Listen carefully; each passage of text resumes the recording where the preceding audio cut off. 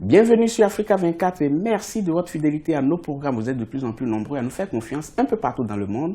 Merci de votre fidélité et de votre soutien. Aujourd'hui, dans cette émission, nous recevons un spécialiste des questions électorales. Il est l'auteur d'un livre intitulé « Le modèle béninois de gestion des élections, bilan et perspectives de la Commission électorale nationale, la Sénat ». Monsieur Gino Alavo est notre invité. Merci d'avoir accepté notre invitation. Merci, M. Babilas.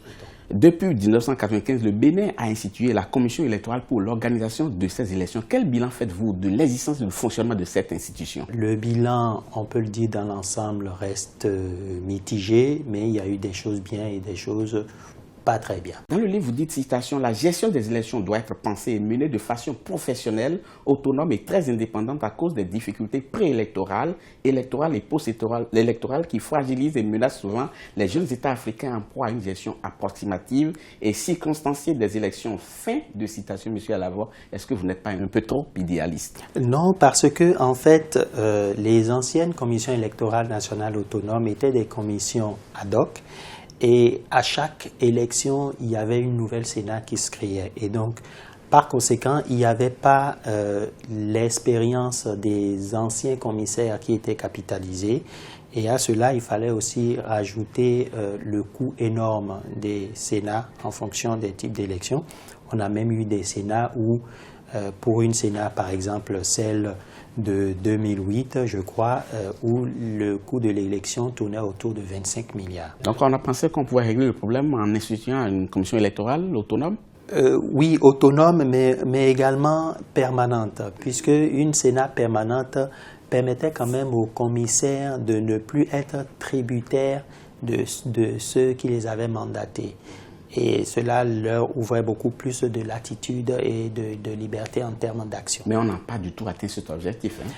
Nous sommes actuellement en train d'expérimenter la toute première Sénat permanente depuis juillet 2014 et donc on lui laisse le temps de voir ce que ça va donner. À la page 18 du livre, vous dites ceci, citation, la Sénat, par rapport à sa mission et à sa compétence en période électorale, fait l'objet de luttes politiques pour son contrôle par le gouvernement et l'Assemblée nationale à travers les partis politiques. Fin de citation. La solution, c'est quoi selon vous? Effectivement, quand vous allez en profondeur de mon ouvrage, j'ai fait quelques simulations sur les commissions électorales en matière de composition. Est-ce qu'il faut une commission électorale 100% constituée de politiciens ou à moitié ou avec un mélange et un certain dosage?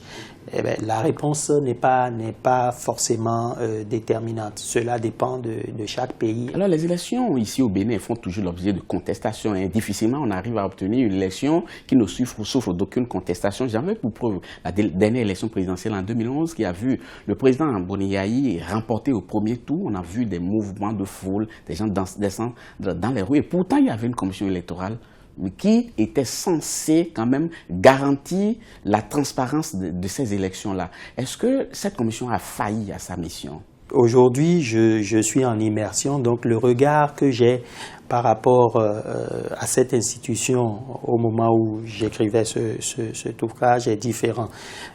Il y a des contraintes qui sont beaucoup plus internes à l'institution, comme il y a d'autres facteurs, les facteurs politiques. Les contraintes internes, c'est quoi? À partir du moment où c'est une institution jeune, il y a beaucoup de choses qui sont à faire, beaucoup de choses qui sont à reprendre. Mais est-ce que le législateur n'avait pas déjà prévu tout ça?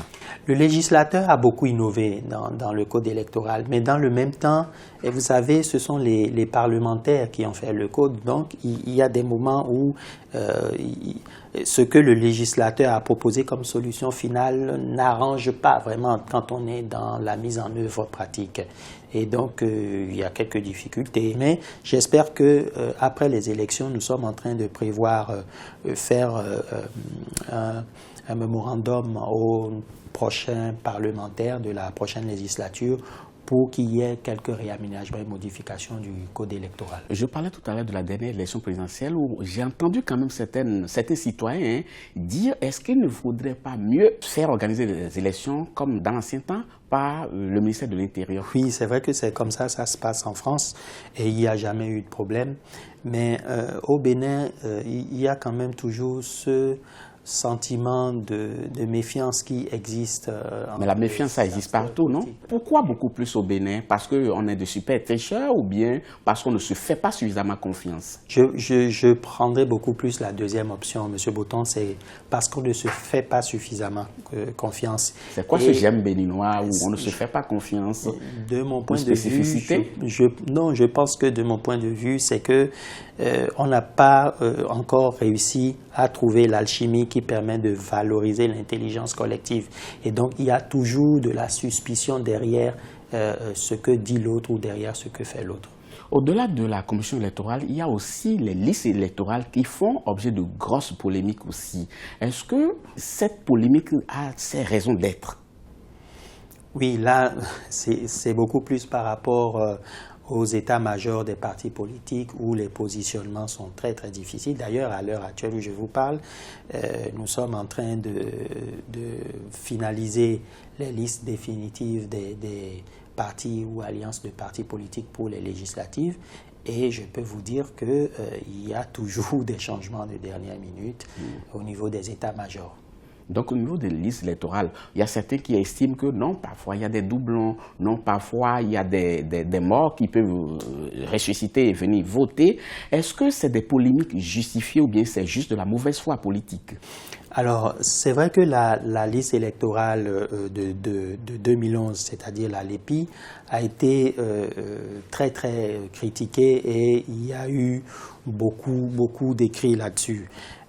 Pour ce qui est de celle de 2015, que le président du COS LEPI va finalement nous livrer, je l'espère, demain ou après-demain, il y a eu pas mal de corrections, d'améliorations. Et du point de vue du président du COS LEPI, il s'agit d'une liste consensuelle et transparente. On espère, on la mettra à l'épreuve le 26 avril et on verra. Entre autres projets contenus dans la loi de réforme constitutionnelle qui a été déposée par le gouvernement actuel, figure en bonne place un projet de constitutionnalisation de la commission électorale. Est-ce qu'on en avait vraiment besoin? Ou bien, bon, c'est juste pour contenter certaines personnes? Une loi a déjà rendu la Sénat permanente actuellement. Il y a déjà une loi qui l'a rendue permanente. Est-ce qu'il faut nécessairement la constitutionnaliser pour qu'elle soit permanente? Je n'ai pas encore à ce jour la réponse. Mais qu'est-ce qui aura changé entre la constitutionnalisation et le fait de la rendre simplement permanente? Parce que même si elle est permanente, elle n'est pas constitutionnelle.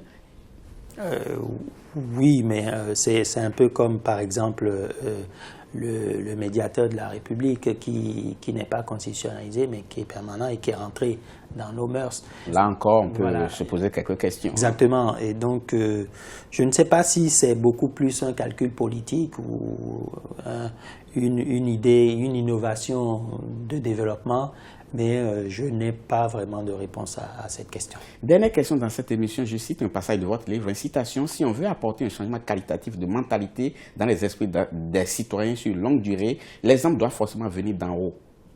Pourquoi que d'en haut? Parce que on a souvent tendance à imiter ou à envier ceux qui sont un peu plus hauts et à vouloir faire comme eux. Donc, quand on regarde beaucoup plus ceux qui viennent d'en haut, s'ils ont les bons gestes, s'ils ont les bons comportements et les bonnes manières de faire, ça suit vers le bas. Je me rappelle que quand le président, l'actuel président de la République, M. Boni Yayi, au cours de son premier mandat, a commencé par aller à la présidence très tôt, entre 8h et 8h30, la plupart des concitoyens arrivaient, surtout ceux de la fonction publique, arrivaient aussi à l'heure, à 8h, entre 8h et 8h30. Parce que le bon exemple vient d'en haut. Le bon exemple vient d'en haut, mais l'incivisme aussi gagne du terrain. Est-ce que ce n'est pas un péché de ne pas pointer du doigt également le peuple, à la base, ceux-là vraiment qui massivement vont voter?